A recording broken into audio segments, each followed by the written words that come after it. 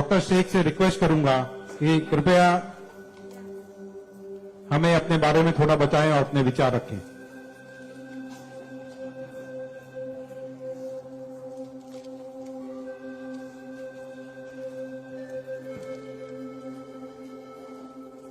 सबसे पहले तो मैं अल्लाह रब्बुल इज़्ज़त की बहुत ज्यादा शुक्रगुजार हूँ कि उसने मुझे इतनी इज्जत दी और इस मकाम तक पहुंचाया कि मैं अपनी लाइफ के जो फैक्ट्स हैं, जो जर्नी में आपके साथ शेयर कर सकूं। मैं बहुत ज्यादा शुक्रगुजार हूँ भारत विकास परिषद की प्रेसिडेंट सुनील शाह की, और उससे ज्यादा शुक्रगुजार हूँ यहाँ पे हमारे प्यारे डॉक्टर अनिल मुरारका सर की, जिनके सपोर्ट की वजह से हम बहुत सारी जगह पे जाते हैं और लोगों को मोटिवेट करते हैं। और जितना डॉक्टर अनिल मुरारका सर एक डिसेबिलिटी को लेकर जितना कंसर्न्ड है, उतना मैंने किसी को नहीं देखा। तो I really thankful for him for that.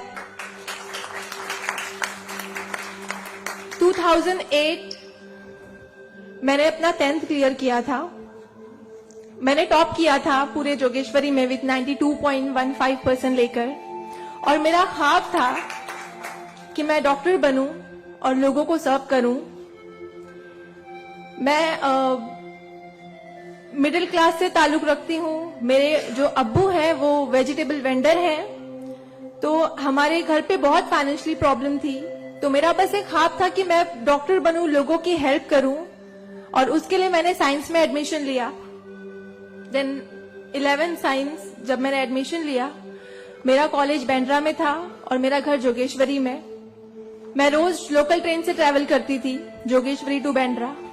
7 October 2008 that was the day जब मैं कॉलेज से घर वापस आ रही थी।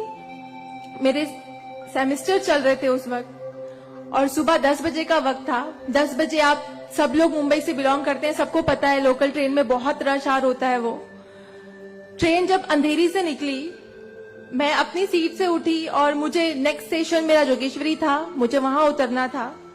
लेकिन मेरे सीट से उठने और स्टेशन के आने तक के बीच में वो एक लम्हा था जिसमें मेरी पूरी जिंदगी बदल गई।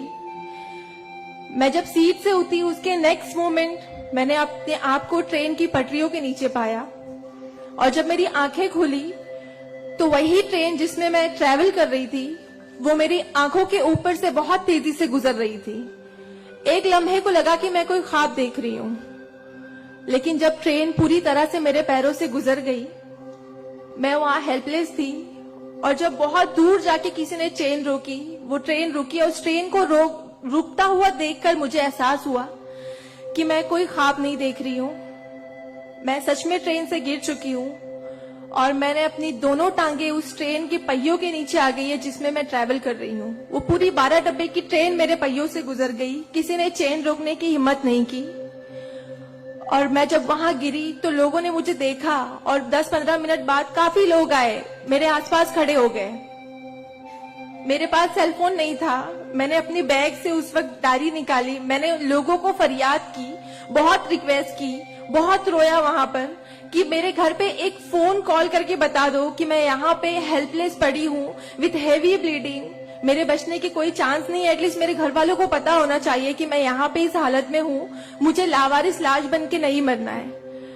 बट उस वक्त मैं यही कहूंगी कि अल्लाह ताला की मसलहत थी। अल्लाह ताला उस वक्त जो मेरी तकदीर में था, किसी ने मेरी हेल्प नहीं की, और मैं वहां पे 30 मिनट ऑलमोस्ट मैं ट्रैक पर विथ हैवी ब्लीड, मेरे दोनों पैर ट्रेन के पहियों के नीचे आ गए थे। मैं उसी हालत में पड़ी रही और मैं कॉन्शियस थी।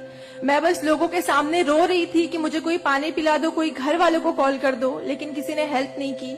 And after 30 minute I got railway help. Then मुझे गवर्नमेंट हॉस्पिटल लेकर जाते हैं, वहां पर भी कुछ ओटी स्ट्राइक होता है, मुझे फौरी ट्रीटमेंट नहीं मिलता है। एंड देन मेरा एक्सीडेंट सुबह 11 बजे होता है और मुझे 6 बजे जब मेरी फैमिली प्राइवेट हॉस्पिटल लेकर जाती है, then I got a treatment. And उसके बाद 16 साल की थी मैं जब मेरे साथ ये एक्सीडेंट हुआ। आप समझ सकते हैं 16 साल की उम्र में 1 मिनट में मेरे 2 पैर कट गए थे, मैं डिसेबल हो गई थी, मैं हेल्पलेस हो गई थी, मैं खुद से उठ नहीं पा रही थी, ना बैठ पा रही थी, ना एक तरफ से दूसरी जगह मूव हो पा रही थी।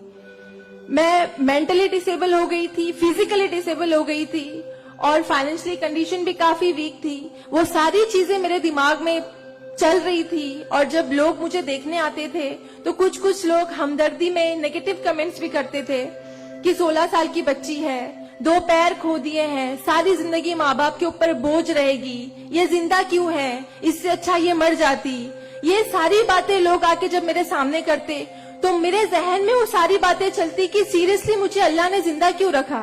जब मुझसे दोनों पैर ही लेने थे 16 साल की उम्र में, मैं खुद से मूव नहीं कर सकती हूँ, मेरी मम्मी को इतना सब कुछ झेलना पड़ रहा है। जिस उम्र में मुझे अम्मी की हेल्प करनी चाहिए उस उम्र में वापस से मम्मी मुझे गोद में उठाकर लेकर जा रही है, वापस से मेरी खिदमतें कर रही है। तो मेरी जिंदगी का मकसद क्या है? मुझे दोबारा जिंदगी क्यों दी अल्लाह ने? मैं बहुत शिकायतें करती थी अल्लाह से, मैं बहुत रोती थी, लेकिन उस मुश्किल वक्त में मेरे कॉलेज, मेरे स्कूल टीचर्स और बहुत से ऐसे नेक बंदे भी थे जिन्होंने मुझे हौसला दिया। उनमें सबसे पहले मेरी फैमिली आती है, मेरी बड़ी सिस्टर की फैमिली आती है। मेरी मम्मी ने मुझे एक जुमला कहा जो जिंदगी भर और मैं हर फंक्शन में बोलती हूँ, वो कि बेटा तुम रो मत, तुम्हारे साथ आज जो ये हादसा हुआ है, अल्लाह ने तुमसे सिर्फ 2 पैर लिए हैं, तुम्हारे पास तुम्हारा दिमाग है, तुम इतनी फास्ट ट्रेन से गिरी हो, तुम्हारे सर पे चोट लग सकती थी, तुम्हारी जान जा सकती थी, लेकिन अल्लाह ने सिर्फ तुमसे 2 मामूली पैर लिए हैं। क्या पता फ्यूचर में तुम्हारे लिए बहुत कुछ रखा हो। तब मुझे बातें उनकी समझ नहीं आती थी, लेकिन अल्हम्दुलिल्लाह अल्लाह का लाख लाख शुक्र है कि आज इस मौके पर जब लोग मुझे एज अ इंस्पिरेशन समझते हैं, एक आइडियल करते हैं, तो मुझे समझ में आता है कि मेरी अम्मी सच बोलती थी कि हौसला रखो, सिर्फ 2 टांगे गई है। आज मैं जब अपने प्रोस्थेटिक लेग से चलती हूँ तो लोगों को पता नहीं चलता कि मेरे पास 2 पैर नहीं है, मेरा एक पैर थाइस के पास से नहीं है, दूसरा नी के पास से नहीं है, बट लोगों को ये अंदाजा नहीं होता है। तो बस मेरी अम्मी ने जो एक बात कहा था कि अल्लाह पे यकीन रखो बच्चा, तुम्हारे साथ जो हो रहा है और जो होगा वो सब अल्लाह ने प्लान किया हुआ है, तुम बस हिम्मत मत हारो कभी भी और बस डटे रहो अपने जुनून के पीछे कि तुम्हें डॉक्टर बनना है। तुम्हारी 2 टांगे नहीं तो क्या हुआ, तुम्हारे पास दिमाग है, तुम ज़हीन हो, तुम आगे बढ़ो। और क्या पता तुम आगे लोगों को आइडियलाइज कर, लोग तुम्हें आइडियलाइज करें इस चीज को लेके। मेरे doctor Sanjay Kantharia, orthopaedic surgeon, उन्होंने सबसे ज्यादा सपोर्ट किया इस बात को लेकर कि तू डॉक्टर बन। मैंने अपने जीने की उम्मीद छोड़ दी थी, डॉक्टर बनने की उम्मीद छोड़ दी थी, लेकिन जब उन्होंने मुझे बताया कि तुम डॉक्टर बन सकती हो, तुम बनो, देन मैंने प्रिपरेशन स्टार्ट की। सीईटी कॉमन एंट्रेंस टेस्ट होता है to getting admission in medical college, मैंने वो क्रैक किया। I got 3rd rank all over Maharashtra in PH quota. And after that मुझे बहुत खुशी हुई कि मैंने 3rd रैंक क्लियर किया है। Now I got admission, I will get admission in MBBS. But वहां पर भी एक प्रॉब्लम थी मेरे लिए कि मुझे डिसेबल परसेंटेज 89% डिसेबल हूं मैं, और मेडिकल में एडमिशन के लिए 40 to 70 there is a criteria to get admission for MBBS. मैं मोर देन 70% डिसेबल हूँ, ये कहकर मुझे उन्होंने डिनाई किया कि आप एलिजिबल नहीं हो, आप एमबीबीएस में एडमिशन नहीं ले सकते हो, आप डॉक्टर नहीं बन सकते हो। तो उस बात को लेकर मैं बहुत डिप्रेस हो गई। देन मैंने वापस अपने डॉक्टर से हेल्प मांगी, उन्होंने मुझे एक मशवरा दिया कि आप हाईकोर्ट जाओ, बॉम्बे हाईकोर्ट। और जिस बात के लिए एक नॉर्मल स्टूडेंट को सिर्फ पढ़ाई करनी होती है, अच्छा रैंक लाना होता है, मुझे उस चीज के लिए मैंने वो किया, लेकिन उसके बाद भी मुझे बॉम्बे हाईकोर्ट जाना पड़ा। एंड मैं गई, मैंने अब हार नहीं मानी और मैं गई, बिकॉज वो मेरा हक था, मुझे डॉक्टर बनना था। और जब मैंने वापस अपनी नॉर्मल जिंदगी स्टार्ट की अपने प्रोस्थेटिक लेग से, मैंने आना जाना शुरू किया, अकेले ट्रेन ट्रैवल करना शुरू किया, देन मैंने रियलाइज किया कि मेरे अंदर कोई कमी नहीं है, मैं एक नॉर्मल लड़की हूँ, मेरे पास पैर नहीं तो क्या हुआ, मैं लोगों को सर्व कर सकती हूँ, मेरे अंदर पैशन है डॉक्टर बनने का। तो मैंने वो बस अल्लाह पे यकीन रखा और मैंने ये सोचा कि अगर अल्लाह ने मेरी किस्मत में रखा है डॉक्टर बनना तो मैं जरूर कोर्ट में फाइट करूंगी। एंड देन मैं बॉम्बे हाई कोर्ट गई इन 2011 और वहां पे मेरा केस मोहित शाह, चीफ जस्टिस मोहित शाह ने देखा, उन्होंने मुझे ऑब्जर्व किया, मेरे प्रीवियस स्टडी रिकॉर्ड्स देखे, वो सारी चीजें देख के, और उन्होंने जब मेरा पैशन देखा डॉक्टर बनने का, सर्व करने का, देन उन्होंने मेरे फेवर में फैसला दिया। एंड 2011 अल्लाह का लाख लाख शुक्र है कि मुझे इंडिया के टॉप मोस्ट कॉलेज में एडमिशन मिला, which is Seth GS medical college and KM hospital. Then 2011 में मैंने अपना एमबीबीएस में एडमिशन लिया। वो जर्नी बहुत आसान नहीं थी मेरे लिए, क्योंकि मेरे पास दो पैर नहीं है, और जब मेरी काउंसलिंग चल रही थी एडमिशन को लेकर, तो काफी जो डॉक्टर्स का पैनल था उन्होंने मुझे बहुत कुछ हकीकत बताई थी कि आपके लिए डॉक्टर फील्ड आसान नहीं है, इसमें पढ़ाई करना 5.5 साल, आपको एक ओपीडी से दूसरी ओपीडी जाना होगा, और तब मैं 2 क्रचेस यूज करती थी मेरे लिए। तो आपके लिए बिल्कुल भी आसान नहीं है, आप हार जाओगे, 1 साल पढ़ोगे, दूसरे साल आप डिनाई कर दोगे, एडमिशन नहीं लोगे, आप गिव अप कर लोगे। लेकिन बस मैंने दिल में ठान लिया था कि मुझे इन्हें गलत साबित करना है, और मुझे लोगों को प्रूव करके दिखाना है कि एक लड़की जो 89% डिसेबल है, जिसे लोग ये कहकर सुनाते थे कि सारी जिंदगी माँ बाप के ऊपर बोझ पर बनी रहेगी, उन्हें प्रूव करना है कि मैं डॉक्टर बन के लोगों को सर्व कर सकती हूँ। और जो मेरे दूसरे डिसेबल भाई बहन हैं, उन्हें भी शो करना है कि after disability, after accident, post accident जो लाइफ होती है वो आप नॉर्मल गुजार सकते हो अपने हौसले की बनिस्बत।